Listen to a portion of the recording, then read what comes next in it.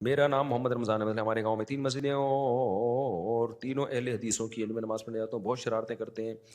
میں ناف کے نیچے ہاتھ باندھتا ہوں, اٹھا کر سینے پر ہاتھ رکھ دیتے ہیں. دیکھو سارے اہل حدیث ایسے شرارتی نہیں ہوتے, ان میں بھی قسمیں ہوتی ہیں. آپ کو کوئی شرارتی اہل حدیث ملے جو جب آپ یہاں ہاتھ باندھے تو ہاتھ اٹھا کے یہاں رکھ دیتے ہیں, تو ایسے شرارتیوں کو ایک جواب دیا کریں کہ سینے پر ہاتھ باندھنے کی کوئی بھی صحیح حدیث بولو نہیں ہے. یہ لوگ کہتے ہیں نا وہ صحیح حدیث ہے, وہ صحیح نہیں ہے. ابھی تو ایک سعودیہ کے عرب عالم کا کلپ آیا ہے, بڑا وائرل ہوا ہے. سلفی عالم ہے, رومال ہے, سعودیہ کے ہیں. انہوں نے تو اس کو مکروہ قرار دیا ہے کہ سینے پہ ہاتھ باندھنا. تو ہم لوگ جب یہ بات کرتے ہیں تو یہ کہتے ہیں دیوبندی مقلد. اب وہ سعودی عالم کا یہ کلپ وائرل ہوا ہے. تبھی آپ نے سعودیہ میں جتنے بھی ائمہ حرمین کے ہو گئے, کسی کو بھی سینے پہ ہاتھ باندھا ہوا نہیں دیکھا ہوگا. آپ جتنی ویڈیوز دیکھ لیں ائمہ حرمین کی اور مسجد نبوی کے امام کی یا سعودیہ کے عام جو بڑے علماء ہیں وہاں, وہ سب نے ناف پہ یا ناف سے تھوڑا سا اوپر باندھے ہوئے ہوتے ہیں. تو سینے پہ ہاتھ باندھنا اسلاف سے ثابت نہیں ہے, اور اس بارے میں جو روایت ہے وہ ضعیف ہے. اب آپ کہہ سکتے ہیں کہ ناف پہ ہاتھ باندھنے کی کون سی صحیح حدیث ہے. اس بارے میں حقیقت یہ ہے کہ ہاتھ باندھنا تو حدیث سے ثابت ہے, صحیح حدیث سے. دائیں ہاتھ بائیں ہاتھ پہ رکھنا بھی ثابت ہے. اس کی کیفیت کیا ہوگی اس بارے میں 100% مستند دلیل کسی کے پاس بھی نہیں ہے. اس لیے فقہا میں اس میں کیا ہوا ہے اختلاف. اگر بالکل بے غبار روایت ہوتی تو یہ چاروں اماموں میں اختلاف نہ ہوتا. تو اس لیے ایسے موقع پہ یہی ہے کہ آپ کو جو طریقہ اسلاف سے آپ کے پاس پہنچا آپ اس کو فالو کریں. کوئی دوسرے کو فالو کر رہے تو اس کو آپ برا نہ کہیں. تو سینے پہ ہاتھ باندھنے کی صحیح حدیث نہیں ہے. بلکہ میں وہ سعودیہ کے جو عالم کا کلپ میں کسی وقت ہو سکا تو وہ وائرل کروں گا, کیونکہ میں ایسی چیزیں, مجھے ان چیزوں کا اتنا زیادہ ذوق نہیں ہے کہ میں ان چیزوں کو بہت زیادہ پڑھوں. لیکن ان کا تو ابھی فتویٰ آیا کہ یہ مکروہ ہے. اور کسی کو وہ کلپ نہ بھی ملے نا تو عرب علماء کا اپنا عمل دیکھ لو, تو لوگ فوراً کہتے ہیں وہ تو رفع الیدین بھی کرتے ہیں, وہ تو یہ بھی کرتے ہیں. بات یہ ہے کہ ہم کوئی عرب علماء کے فالوورز میں سے نہیں ہیں. ہم تو صرف ایک حجت تمام کرنے کے لیے کہ آپ اگر ہمیں بدعتی کہتے ہو اس مسئلے میں تو حرمین کے امام کو بھی تو بدعتی کہو نا. ان کو آپ کچھ نہیں کہتے, حالانکہ ان کی تو ویڈیوز اب نیٹ پہ جا کے دیکھ لیں, کسی بھی حرم کے امام نے یہاں ہاتھ نہیں باندھے ہوئے ہوتے. تو اس لیے یہ شدت اب اگر آپ یہاں کر رہے ہو تو سعودی عرب میں بھی جا کے کرو. وہاں نہیں کرتے, یہاں آ کے کرتے ہو, تو یہ خیانت کی بات ہے. عبداللہ بن عباس کو کسی نے شکایت کی حضرت معاویہ کے بارے میں کہ 1 رکعت وتر پڑھتے ہیں. عبداللہ بن عباس کی رائے 1 رکعت وتر کی نہیں تھی, حضرت معاویہ کی رائے تھی کہ 1 رکعت وتر ہے. میری رائے کہ 1 رکعت وتر نہیں ہوتے. اس پہ دلائل ہے میرے پاس, کبھی میں مسئلہ ریکارڈ کرواؤں گا. جو ہمارے اہل حدیث کہتے ہیں نا یوتر بواحدۃ, 1 رکعت وتر پڑھتے تھے, اس کا یہ مطلب نہیں ہے حدیث کا مطلب. لیکن اگر کوئی 1 رکعت کا قائل ہے تو میں اپنی رائے اس پر زبردستی ٹھوسوں گا نہیں, کیونکہ مجھے پتا ہے کہ بعض صحابہ 1 رکعت کے قائل تھے. میں ٹھوسوں گا نہیں, میں اپنا موقف بیان کروں گا مضبوط لہجے میں. میں یہ کہوں گا کہ مجھے اگر آپ سمجھ رہے ہو کہ میں قرآن حدیث نہیں جانتا یا میں اندھی تقلید کر رہا ہوں, یہ آپ کا الزام ہے بھائی. ہمیں پتا ہے ابو حنیفہ بہت آگے کی چیز تھے وہ, ٹھیک ہے نا, انہوں نے بہت زیادہ تحقیقات کی ہیں جہاں تک آپ پہنچے نہیں ہو. اب آپ کو ابو حنیفہ کی فراست کا اور علم کا پتہ نہیں ہے تو آپ ان پہ اعتراضات شروع کر دیتے. انہوں نے حدیث کے خلاف فتویٰ دیا, صاحبین نے حدیث کے خلاف فتویٰ دیا. تو صحابہ میں بھی اختلاف تھا, 1 رکعت وتر کے کچھ قائل تھے کچھ قائل نہیں تھے.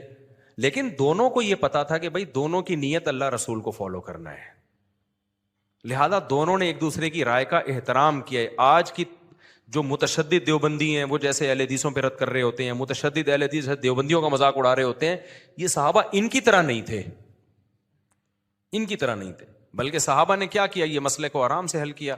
عبداللہ بن عباس کو جب بتایا گیا کہ معاویہ 1 رکعت پڑھتے ہیں, فرمایا دعہ فإنہ فقیہ, ان کو اپنے حال پہ چھوڑ دو, وہ فقیہ ہے, وہ اپنی رائے کو پر عمل کر سکتے ہیں.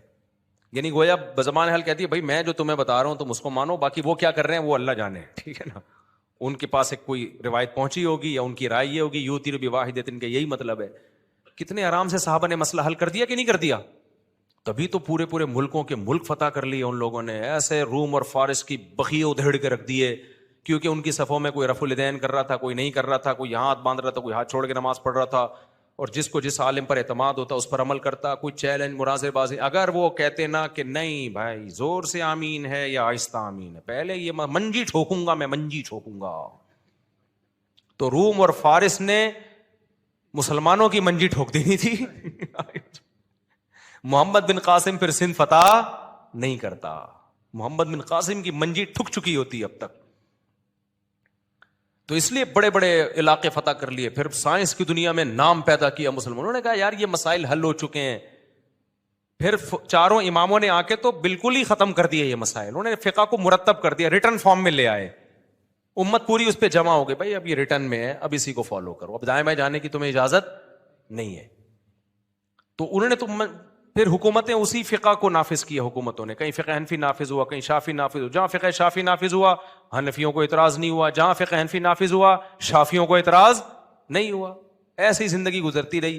اب 1500 سال کے بعد جا کے کچھ لوگوں کو خیال آیا کہ بہت غلط ہوا, امت نے 1200 سال بہت امت کا ٹائم ضائع کیا.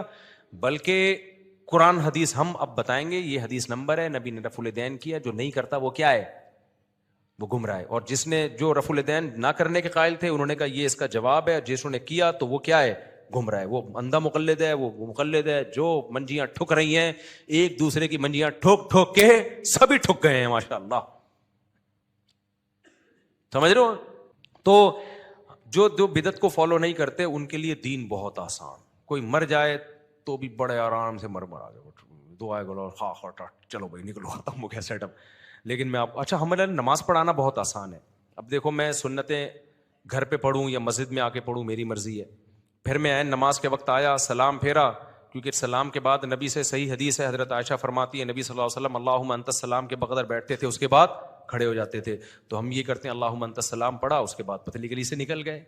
مرضی یہاں سنتیں پڑھیں, مرضی گھر جا کے پیچھے سے کوئی اوئے ایسے آواز نہیں دیتا, وہ تنخواہ لے رہے ہو کم از کم 25 منٹ تو بیٹھو یہاں پہ, اٹھے اور نکل لیے. بھائی ہم تو وہ قرآن و سنت میں جو ہے وہ اسی یہی ہے, اتنا ہی ہے بس. امام نماز پڑھائے گا, اس کے بعد امام اور مقتدی کا رشتہ ختم. لیکن اب آپ اگر بدعت کو فالو کرتے ہو, امام پہلے آ کے مصلی پہ بیٹھا ہوگا, تنخواہ اتنی مل رہی ہے جتنی ہمیں مل رہی ہے, ذمہ داری کیا ہے, ڈبل. پہلے آ کے بیٹھے گا, قد قامت الصلاۃ پہ سب کے ساتھ وہ کھڑا ہوگا. پھر اس کے بعد وہ لمبی دعا کرائے گا, اجتماعی دعا سلام کے بعد, یا اللہ فلانا ڈمکا, اجتماعی ہوگی. پھر اس میں اس کے بعد پھر وہ سنتیں بھی وہیں پڑھے گا, کیونکہ ان کے یہاں سنتوں کے بعد بھی دعا ہوتی ہے. اگر امام چلا گیا, لوگ دعا کرائے بغیر بھاگ گیا, پھر سنتوں کے بعد الگ دعا کرائے گا. یا تو اس کی تنخواہ ڈبل کرو میرے بھائی, تنخواہ اتنی مل رہی ہے جتنی دیوبندیوں کو مل رہی ہے, کام اس کا کیا ہو رہا ہے, ڈبل کام لیا جا رہا ہے. تو اور اب پتہ نہیں, اور پھر اس کو ہر تیجے میں بھی جانا ہے امام کو, ہر 40. شروع میں تو بڑا مزہ آتا ہے کہ تیجے میں بھی بریانی, 40 میں بھی بریانی, لیکن مرنے والے تو تعداد جب بڑھتی جا رہی ہے, آبادی اتنی بڑھ گئی ہے, تو کبھی آج اس کا تیجا ہے, آج اس کا 40واں ہے, آج اس کا برسی ہے. ہم تو مانتے ہی نہیں سویم چلے کو اور برسی کو اور 40ویں کو, تو لوگ ہمیں تنگ ہی نہیں کرتے, تنگ ہی نہیں کرتے نا. تو اس لیے ہم بڑا ہنسی خوشی زندگی گزار رہے ہیں.